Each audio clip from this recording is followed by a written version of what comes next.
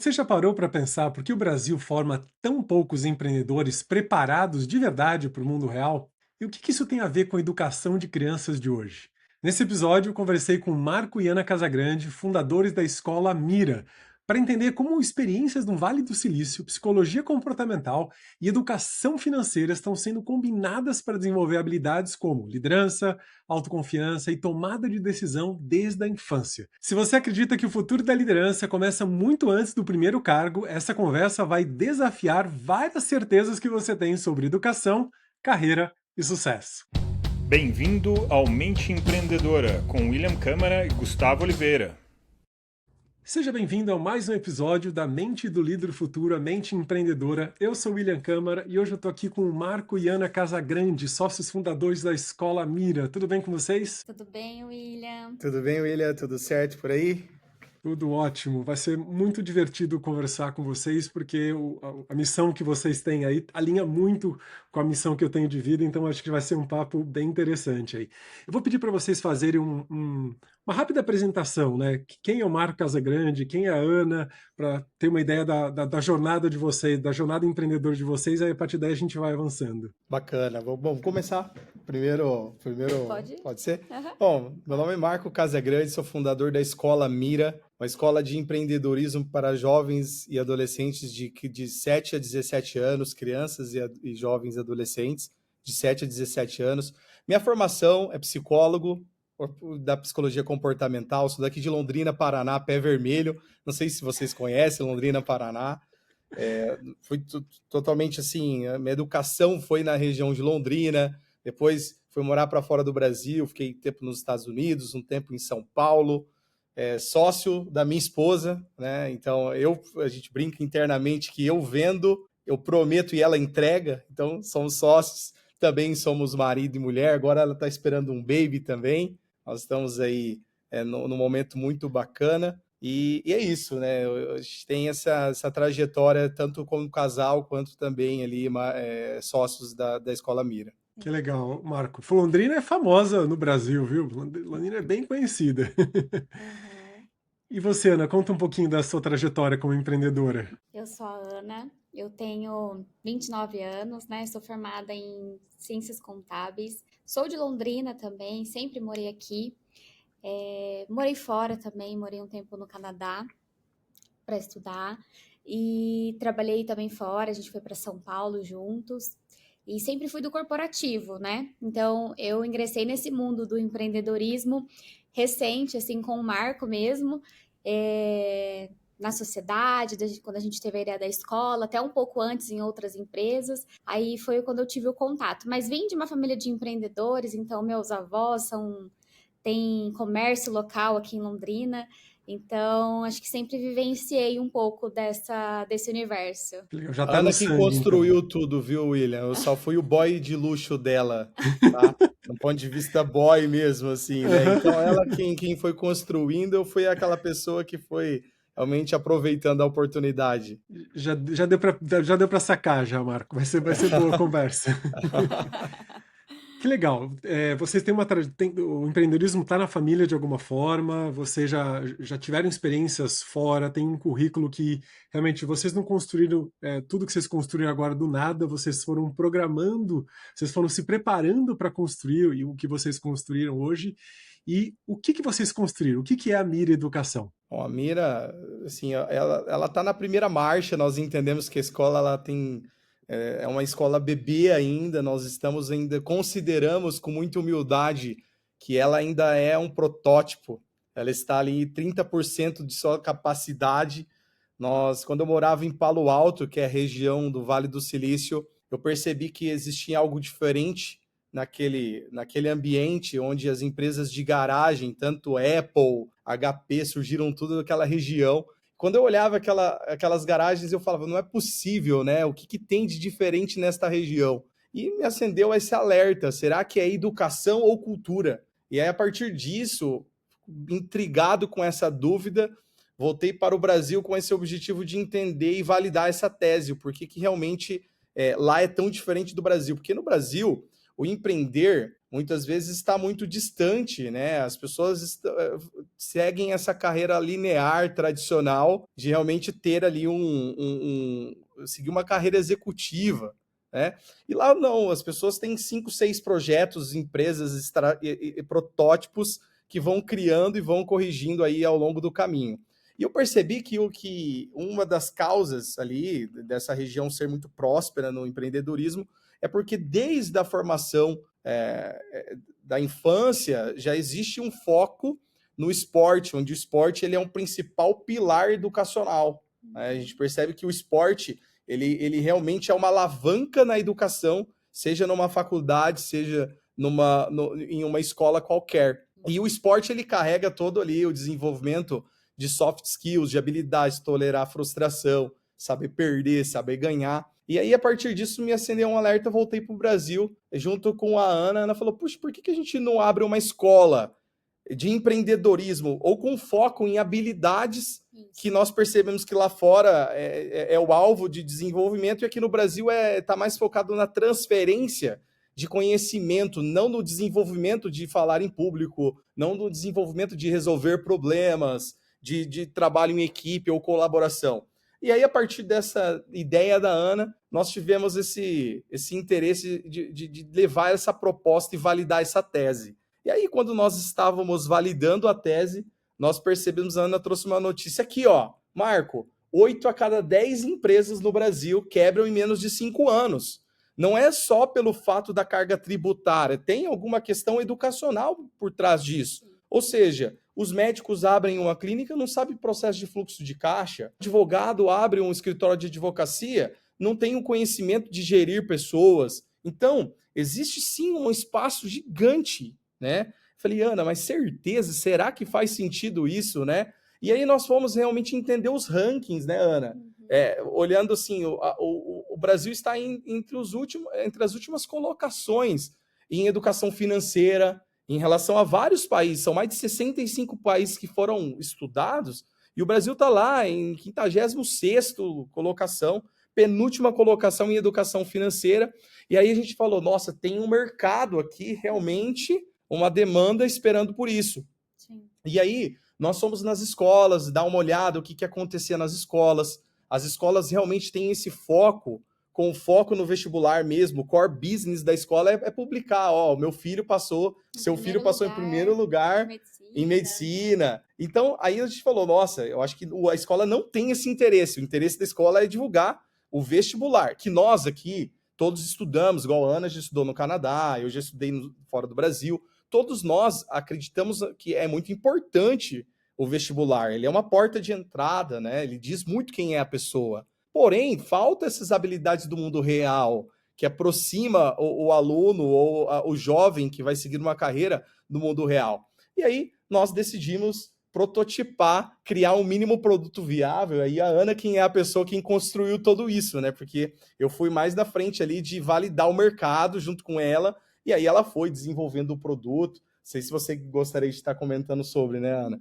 Desenvolver de fato ali o que nós entregamos, né? O desenvolvimento em habilidades em comunicação, oratória, resolução de problemas, liderança, entre outras habilidades. Vou querer saber cada detalhe, tá? Ana, deixa eu conhecer um pouquinho da tua história empreendedora, onde que surgiram essas sinergias junto com o Marco, onde foram de onde veio a sua grande ideação e exigindo aí a contribuição dele, conta um pouquinho da sua história. Eu acho que, assim, quando a gente viajou para fora, eu também tive a oportunidade de ir para São Francisco, né, para o Vale do Silício, e quando a gente observa lá, a gente parou em frente à garagem do Steve Jobs e você fala, meu Deus, o império ele começou aqui, né? E daí você fala, a gente realmente tá muito distante do que a gente aprende hoje aqui no Brasil por conta de uma questão cultural, né? O Brasil, ele é realmente essa questão da transferência do conhecimento, é o vestibular. Só que daí a gente fazendo uma retrospectiva, por mais que eu tenha vindo de família que é empreendedora, você realmente não sai preparado da escola e nem da universidade para empreender. Você senta numa mesa, você não sabe fazer uma negociação, você não sabe se vender, e isso é um termo que é muito pejorativo aqui, né? O cara chato que vende. Mas não, a gente precisa se vender a todo momento. Então, assim, não só um produto, mas a si mesmo. Então, a gente tem muito essa barreira do que é o empreendedorismo hoje aqui. E lá fora, a gente observa que, por exemplo, na escola básica, no elementary school deles, eles tomam decisões de quais matérias eles vão fazer, eles já tomam decisão. Então, se não é relevante para o futuro, eles não fazem. Coisa isso de adolescentes de 14, 15 anos. E aqui não, aqui você tem que seguir uma grade curricular tradicional e seguir essa carreira. Então a gente observa que tinha uma distância muito grande do que eles têm lá fora do que a gente tem aqui. E vendo também um pouco da dificuldade que eu encontrei quando eu comecei a empreender, nessa questão de. Eu sempre fui assim, uma pessoa mais introvertida, mais tímida, então eu falava assim, gente, é mais difícil. E assim, nunca vai ficar mais fácil, mas assim, a gente tem que realmente preparar os jovens para eles entenderem que é assim mesmo. Que não existe o confortável, mas a gente precisa realmente buscar se desenvolver a todo momento. Então eu falei, realmente falta isso nas escolas. Então o primeiro passo realmente foi buscar as escolas para a gente entrar junto, né? Mas a gente encontrou essa barreira porque não é o objetivo deles. Eles querem o vestibular. E não que a gente ache errado, eu acho super certo, só que eu acho que falta, sabe? Então eles estão muito focados na transferência de conhecimento, mas falta essa parte de soft skills, de desenvolvimento de habilidades. Então a gente vê um mercado de trabalho hoje totalmente despreparado, assim, esse início, né? Então as pessoas se formam, vão para o mercado de trabalho. Eles estão muito despreparados porque não sabem tolerar frustração. Se às vezes o chefe pede algo de alguma forma hoje, tudo vira um negócio muito grande, né? Então, assim, não sabe participar de uma reunião, se comunicar, se vender, trabalhar em equipe, eu acho que são coisas básicas que a gente deveria já ser desenvolvidos antes, sabe? E aqui, eu acho que também no Brasil, a gente tem um ponto que não é tão incentivado o esporte. Então, a gente incentiva muito aqui na escola Mira o aluno a praticar qualquer tipo de esporte, porque ele desenvolve muito soft skills. Então, essa questão de aprender a ganhar, perder, trabalhar em equipe, né? Esses momentos de comemoração, mas também os momentos de frustração.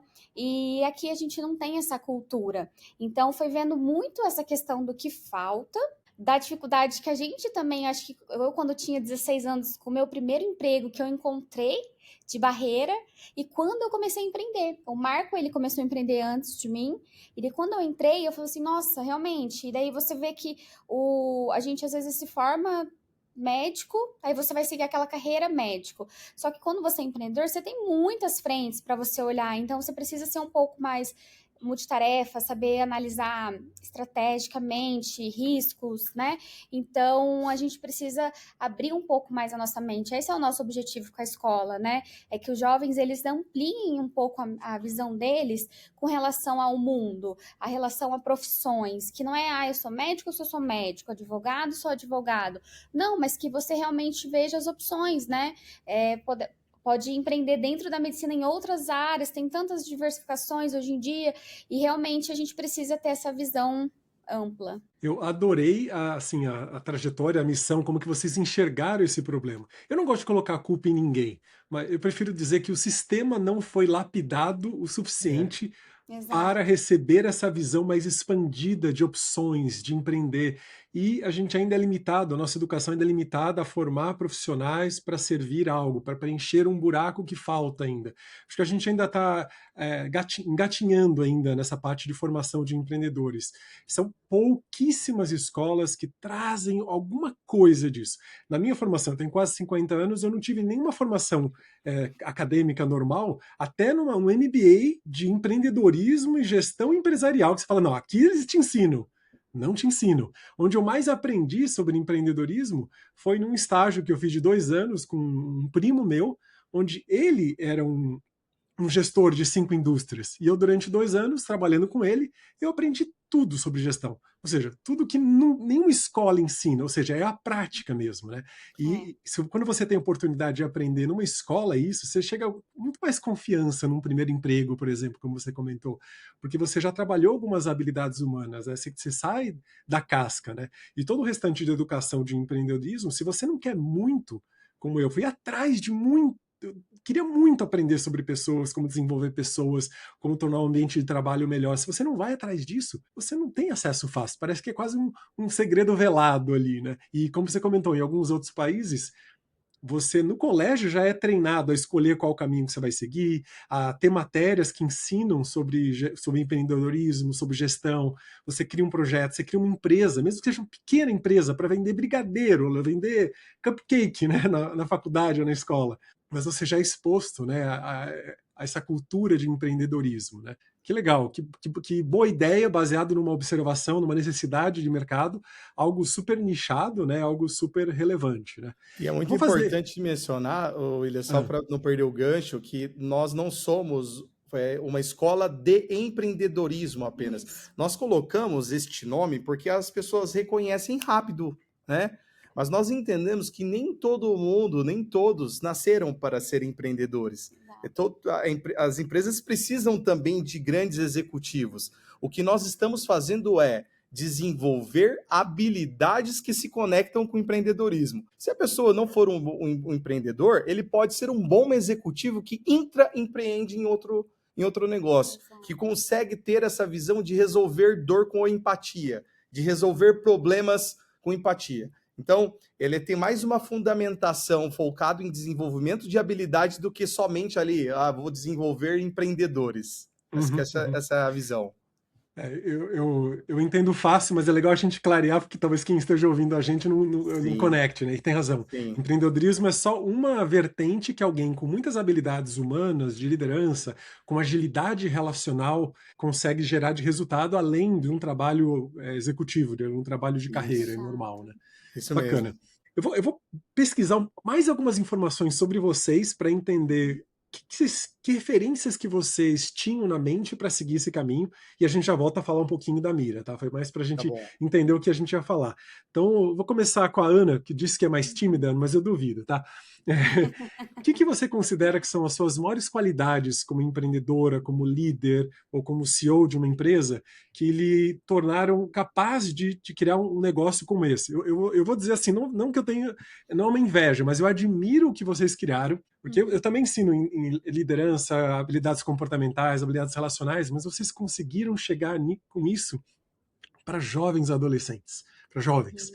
Então vocês estão contribuindo com a formação da cultura do Brasil dos próximos anos. Sim, chega a me arrepiar a missão de vocês. Então, eu queria saber quais são as suas duas maiores habilidades como empreendedora, como líder, como pessoa, que fizeram você chegar onde você chegou agora. Bom, vamos lá. Eu acho que um dos valores que a gente tem aqui na Escola Mira hoje, a gente tem 3 valores. E um deles eu acho que eu vivencio muito, que é o Just Do It, né? Que é o mão na massa. E eu acho que essa é uma das minhas qualidades. E eu acho que isso, tanto para os alunos quanto para a equipe que a gente tem hoje, é liderar pelo exemplo, sabe? Então, você vai lá e executa, e eu acho que falta muito isso hoje em dia também, das pessoas realmente ir lá executarem, fazer mesmo acontecer as coisas. Então, eu acho que essa seria uma das minhas habilidades, não sei se o Marco concorda. E a segunda, talvez seria relacionada ao nosso valor também de generosidade. Então, da gente realmente ter empatia de olhar o outro, seja um colaborador nosso, a gente tem uma equipe fantástica hoje que a gente realmente consegue ter empatia por eles, pelo momento, e fazer boas entregas, e tanto com os alunos também, de momentos de vida. Então, a gente é muito sensível a isso.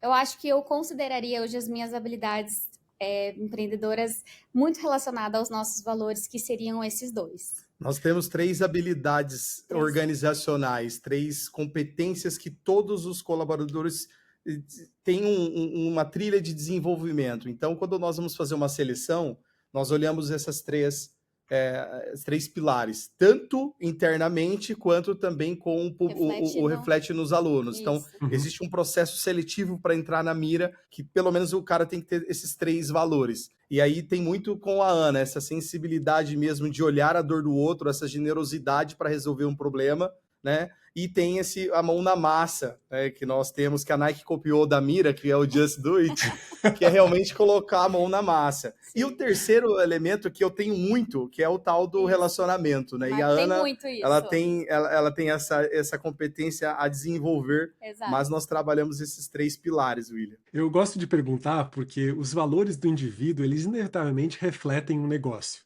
que representa a gente. Então, assim, ao invés de perguntar quais são os valores da Mira, eu pergunto quais são as habilidades, o que vocês gostam, que vocês transbordam, vocês transpiram com facilidade, porque é isso que vocês vão acabar cultivando, né?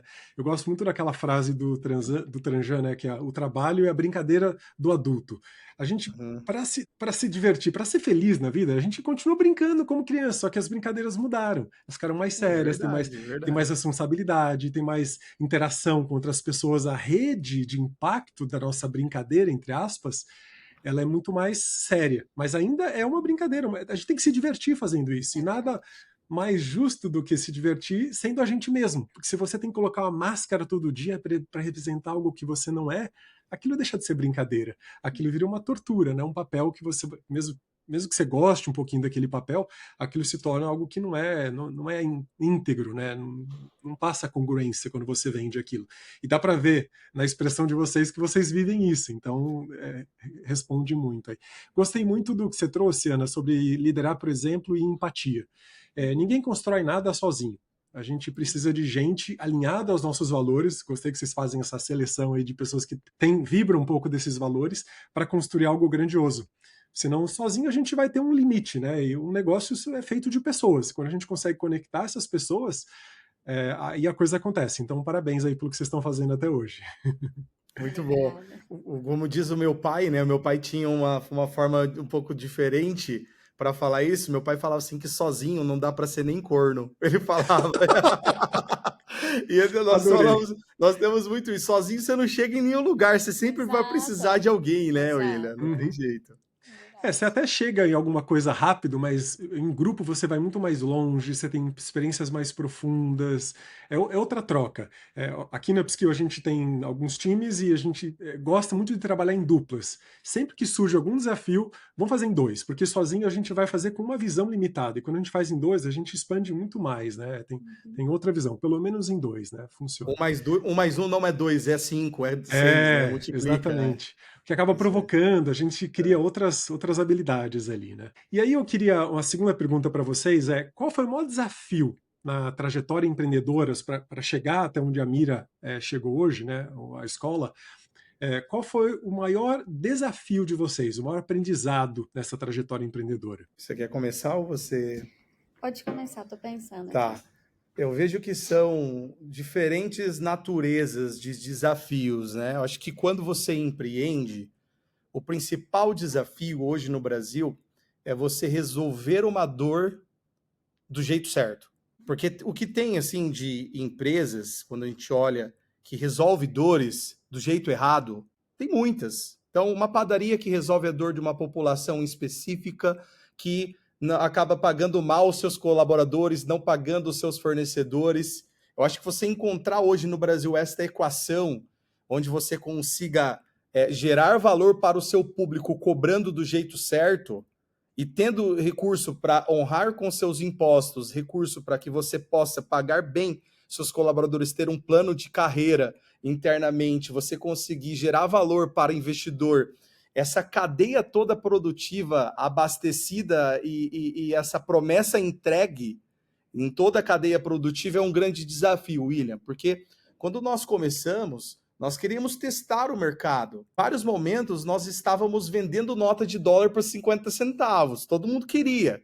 E nós não cobrávamos por isso, né? A gente só queria realmente agregar valor para uma maior quantidade de pessoas. Porque se a nossa tese é realmente alcançar desenvolver essa mudança educacional, eu preciso o quê? Saber cobrar para isso, eu preciso realmente ter caixa para que isso aconteça. Então, resolver a dor, encontrar mercado, não foi tão desafio, ao meu ponto de vista. Agora, você sustentar o caixa para poder entregar essa proposta de valor foi algo muito desafiador, principalmente quando nós estamos inovando. Tem todo um histórico de empresas inovadoras que foram dar lucro somente depois de 10 anos aí.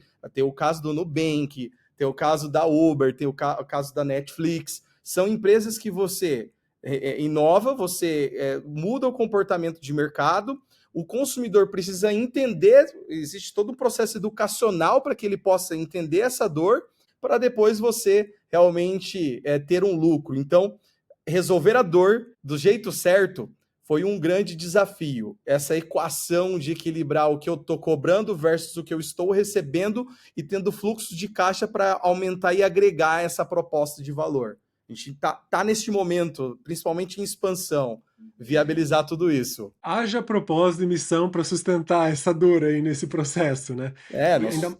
Ainda mais num nicho, num mercado onde é uma novidade, como você falou, é uma inovação. Não existe ninguém que faz isso assim ainda mais para esse nicho, para essa idade, né? Então, essa inovação... As pessoas até falam, William, assim, né? Só para concluir, às vezes as pessoas falam, poxa, mas vocês estão no mercado sozinho, tem um mercado gigante. Só que também não tem referência.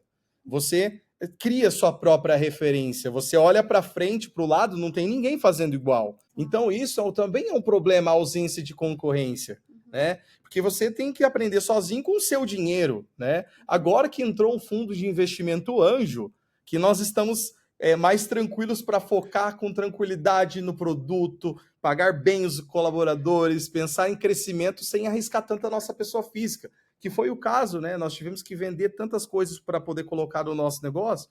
Então, esse está sendo um grande desafio. Não sei se a Ana compartilha, né? Acho que o que eu posso compartilhar que eu entendi como um desafio para a gente bastante, assim, lá no início, foi essa questão do produto, né? Justamente por a gente não ter uma referência, não ter um concorrente, testar o produto. Então, eu lembro que no começo, meus primeiros momentos de esboço do produto, eu falei, nossa, isso aqui vai ser muito legal. Aí você aplicava na prática e não era tão legal. Então, assim, sabe, é difícil esse MVP daquilo que você quer entregar, mas daquilo que também o cliente vê como valor. Aquilo que realmente faz sentido, que vai gerar valor e que realmente vai trazer desenvolvimento para o aluno.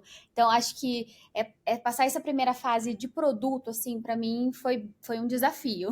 Até desafio financeiro, porque teve uma curva de aprendizado onde nós investimos 800 mil e nós tivemos um índice de renovação no primeiro ano muito ruim. Tanto é que todo mundo comprava via valor, mas não renovava. Então, realmente comprava uma vez só. Depois, com o tempo, nós fomos estruturando mais o produto com um recurso próprio da pessoa física para realmente estruturar e ter um índice de renovação em níveis elevados ou até mesmo satisfatórios. E vocês tocaram num ponto interessante, que essa lapidação do produto, até a gente conseguir fazer uma entrega, não está ligada à competência ou à maturidade do produto, mas assim, às vezes até da maturidade do cliente conseguir perceber valor, não no longo prazo, mas num curto, num médio prazo, pelo menos. Porque senão não tem a renovação, não tem a continuidade, né?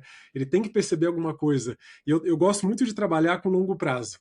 Porque uma transformação não acontece da noite para o dia.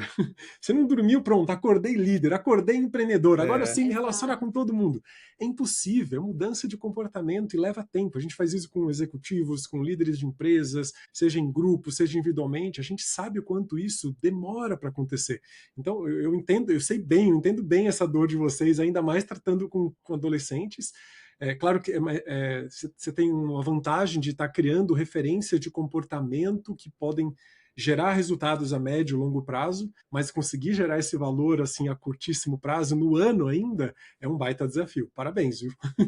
É um desafio e, inclusive, dentro disso que você trouxe, né? O adulto é diferente de desenvolver criança. Criança está todo momento ali, nós testamos, nós fomos para Harvard 2 vezes, nós fomos para o Vale do Silício 3 vezes, fizemos benchmark com escolas irlandesas, metodologia irlandesa na educação, tivemos também muitas consultorias no Brasil para poder estruturar esse produto, então teve uma queima de caixa absurda, né? E ao mesmo tempo nós segurando a venda, porque eu não posso escalar o problema. O mercado sentia a necessidade de comprar e nós não tínhamos preparo para vender. Então eu tinha que trabalhar aquele grupo controle ali. E um empreendedor que precisa de receita é ruim negar venda, né? Então nós tivemos assim momentos bem assim angustiantes, né, de vender menos do que gostaríamos, mais do que poderíamos, né? Então você está nesse momento aí. Mas até pela segurança e sustentabilidade do produto, né? Para branding, Isso, para uma série de coisas. Então foi inteligente. Foi um desafio sim, que acho que vocês aí estão superaram, ainda estão lapidando ele, mas assim, Uhum. foi inteligente. Foi bom ter sido nesse ritmo, né? E qual sim. foi o maior acerto de vocês, assim, nessa trajetória empreendedora de buscar um produto inovador, pegar referências externas que realmente tocaram você, juntar as competências pessoais de cada um de vocês? Qual foi o maior acerto que vocês tiveram nessa jornada até hoje? Como eu estou falando do produto, né? Eu acho que eu vou trazer um pouco mais sobre isso. Eu acho que a gente acertou muito quando a gente parou de subestimar um pouco o jovem. Quando a gente puxou um pouco a régua, tá? Então, assim, a gente se surpreendeu muito com o engajamento dos alunos, com o desempenho deles e, assim, a participação mesmo em turma. Então, acho que, assim, acho que essa experiência que veio de fora, todo esse conhecimento aportado, realmente foi isso. Porque, assim, aqui, por ser cultural, a gente tomar decisão sempre pela criança, ele ter realmente a trajetória da escola toda já estabelecida, acaba que ele não tem muito essa autonomia.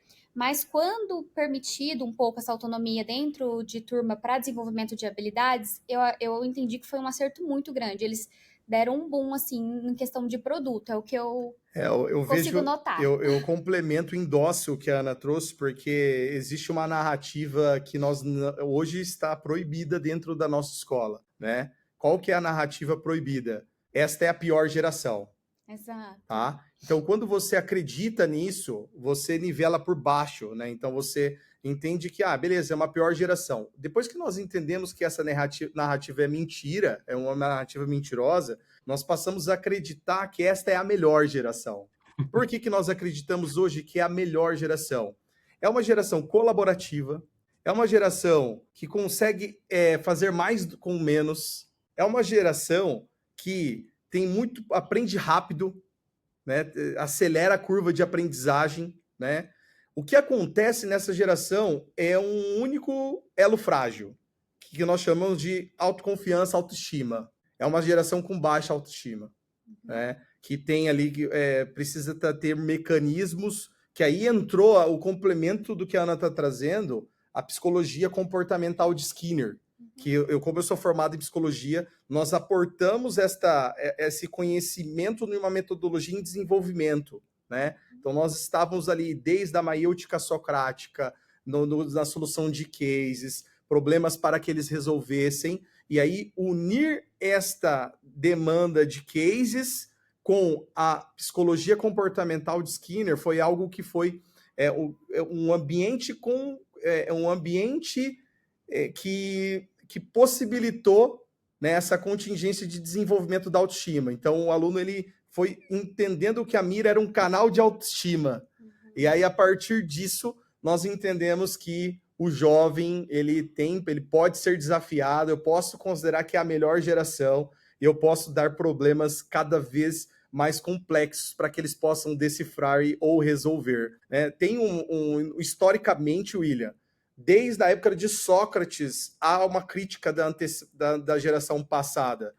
Sócrates já falava que era uma geração preguiçosa, e os nossos avós já falavam que os nossos pais também, no tempo deles. Então, há uma necessidade da antiga geração questionar a antiga para ter uma sensação de declínio social. E a gente entende que não existe declínio social. Muito pelo contrário, os indicadores da sociedade cada vez mais evoluindo, né? Então a gente entende que o mundo está melhorando e que também a nova geração hoje é a melhor geração.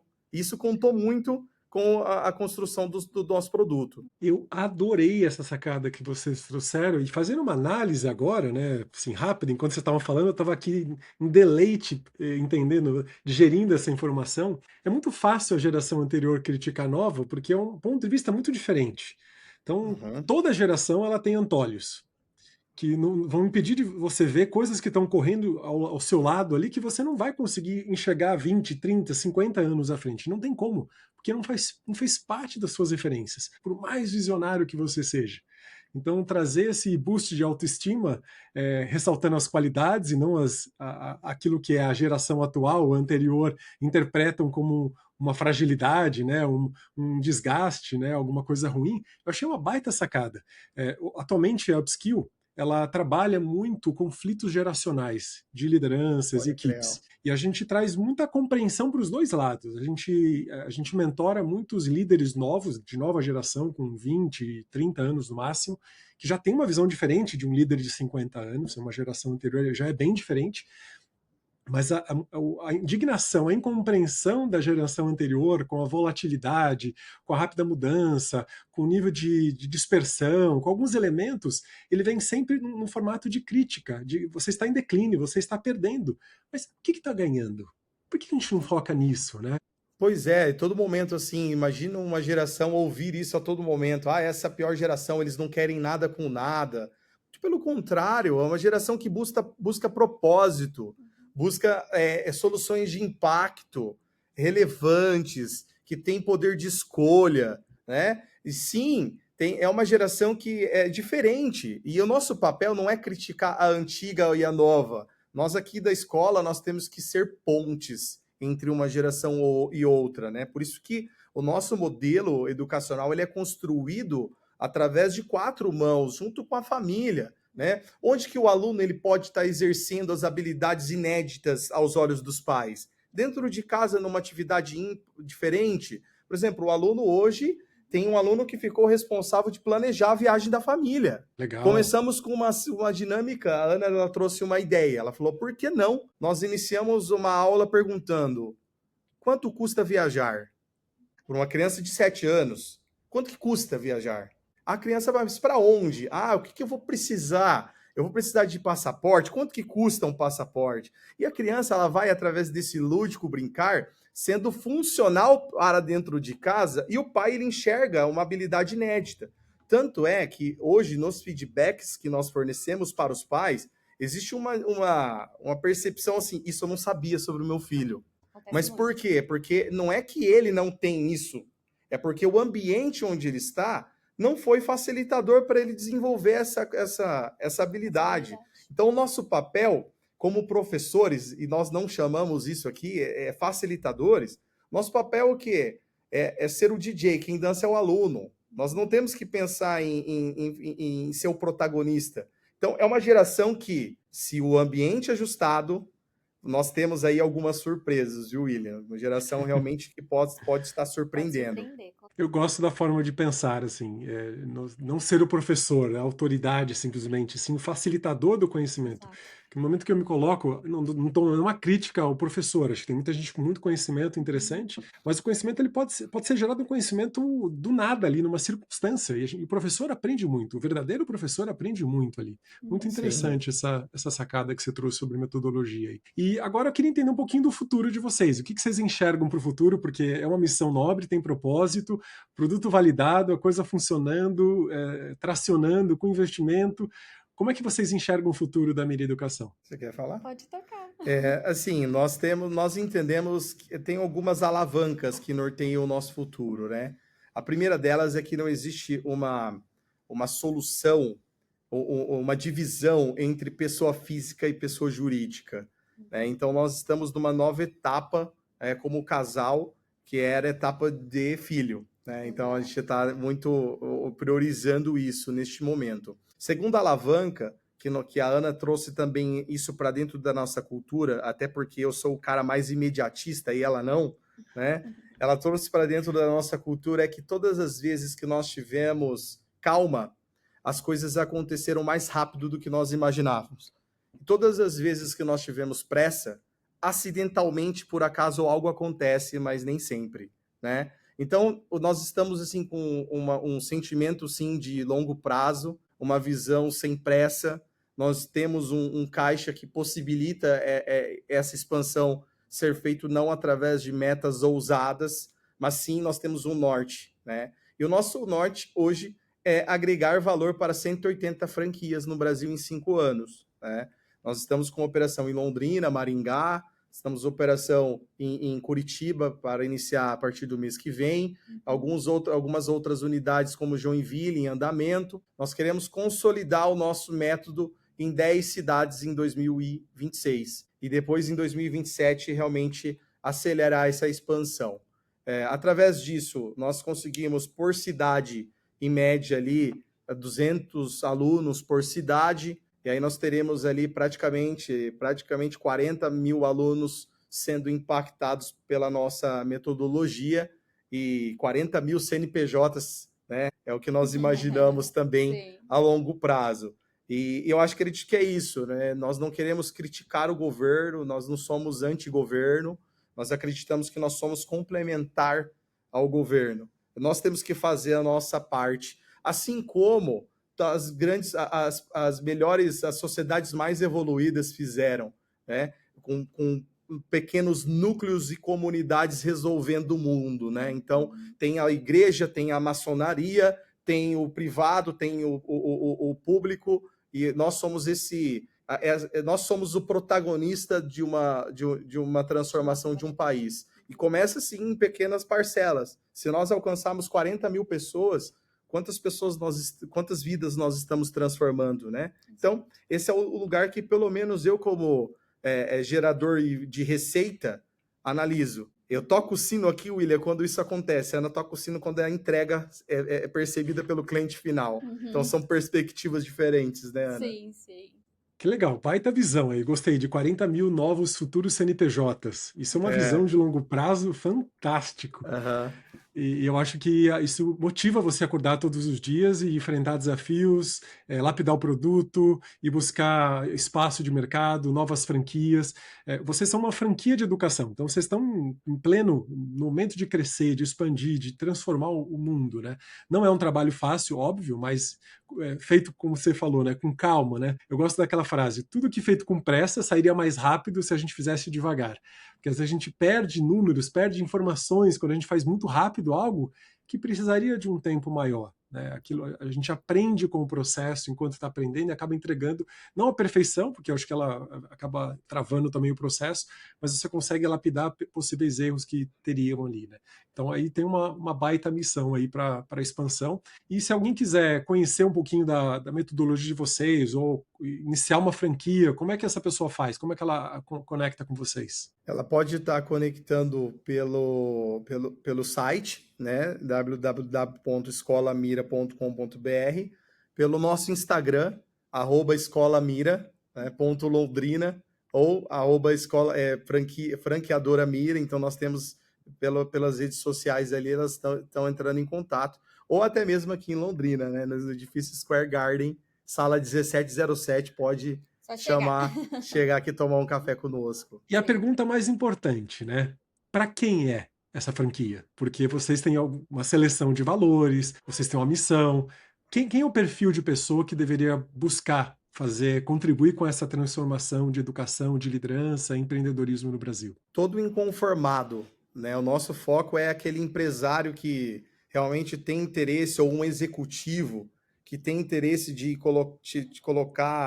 transformar de fato a educação por meio da nossa metodologia. Nós estamos buscando investidores para esta expansão, não na franqueadora. Na franqueadora nós participamos agora de um M&A, já finalizamos, já estamos aí diluídos, os 10% com esse fundo entrou aí na nossa composição, mas parabéns. Agora nós estamos construindo um núcleo de empresários que queiram expandir no Brasil todo. Então, ele vem somente com investimento, tá? E aí nós entramos unindo pessoas da educação que queiram atuar como sócio-operador, né? Então, tem o sócio-operador que ganha um percentual operando a unidade, com o perfil da escola, que tem ali os valores da escola, generosidade latente, que tem ali relacionamento, que tenha mão na massa. Essa pessoa, ela, além de um prolabore, ela terá o benefício de ser avaliado para entrar no programa de partnership, de entrar na composição societária sem investimento. Neste momento, nós estamos com uma quantidade considerável de possíveis sócios operadores, e o que nós estamos buscando são investidores que tenham essa visão educacional, né? pessoas que queiram investir. O retorno não é prometido, porque nós não somos CDB, nós somos realmente, o cara tem que produzir. Está previsto uma programação ali entre 12 a 18 meses, uma estimativa, né? Uhum. Uma variação, tem um custo baixo, custo fixo baixo, 4 colaboradores, é um modelo realmente com uma margem suficiente que possa suportar as eventuais contingências do início de um negócio. E vocês validaram, né, o modelo de negócio. Vocês já gastaram muito para validar esse modelo. Foram Eu achei 3 anos fantástico. aí. Eu achei fantástica a sacada de você, porque hoje para você abrir uma franquia, um negócio, alguém que quer investir, porque não adianta só investir, fazer o dinheiro e multiplicar pelo dinheiro. Se você não estiver ajudando a transformar a sociedade, você é nulo para a sociedade, né? Você está dando um suporte, entre aspas, ali que não vai gerar um valor real para o crescimento da nação. Então, investir em negócios é algo que tem muitas pessoas que estão acostumadas. A gente hoje trabalha com líderes que acabam investindo em vários tipos de negócio, mas não dá tempo dele ser operacional do negócio. Até ele nem tem o know-how daquilo. E vocês conseguirem juntar, né, pessoas que têm o know-how, mas que nesse momento não estão com sobra para poder investir num business, juntar um investidor que tem disponibilidade, tem recurso financeiro para investir num negócio que vai mudar a educação de empreendedorismo e de liderança do Brasil, formando novos 40 mil CNPJs, é brilhante. Olha, eu estou muito feliz de ter conversado com vocês aqui hoje. Sabe, aqui, aquece o coração, traz uma luz ali de que isso vai até facilitar o nosso trabalho. Hoje a gente trabalha muito dentro de empresas, atuando em melhora de clima organizacional, com mentorias para líderes, e a gente vê ambientes empresariais ali, não vou dizer assim, disfuncionais, mas que poderiam estar funcionando muito melhor se essas pessoas tivessem uma educação de liderança, de empreendedorismo, de fazer as coisas funcionarem juntas, sabe? Não querer cada um ganhar o seu, aquele egoísmo, aquela falta de visão relacional, sabe? Aquele letramento de gestão emocional, de diversidade. Cada indivíduo é um universo diferente. E se você não pega essa referência logo, você vai demorar, não para ter sucesso financeiro, porque às vezes você tem o acidente de ter o sucesso financeiro antes disso, mas o sucesso como indivíduo, sabe? No seu lugar no mundo. É isso mesmo, William. Parabéns, foi um prazer conversar com vocês, obrigado pelo tempo, muito bom conhecer vocês. Quem tiver alguma pergunta para mim, para o Marco ou para a Ana, só deixa aqui nos comentários que a gente vai ter o maior prazer em responder. Sucesso para vocês e até a próxima. Muito obrigado, William, pelo convite. Muito obrigado também pela forma como você conduziu. Acho que você conseguiu explorar bem aí a vantagem competitiva e também parabéns, né, pelo seu trabalho, levar essa preocupação com o clima organizacional, entendendo a importância de engajamento em seus resultados organizacionais é muito importante e, quem sabe, no futuro, até mesmo um grande parceiro da escola. Né? Sim, então, vamos conversar. Fica mais um minutinho que a gente vai ter um papo. Tá bom? Obrigada, William. Foi um prazer, Obrigado. Viu? Até a próxima. Um abraço. Tchau. Tchau. Se você gostou do que falamos nesse episódio e quer ficar por dentro de mais conteúdo e atualizações, ou ainda mandar sugestões de temas do que você quer ouvir por aqui, siga o Instagram, @a mente do líder futuro. Até o próximo episódio.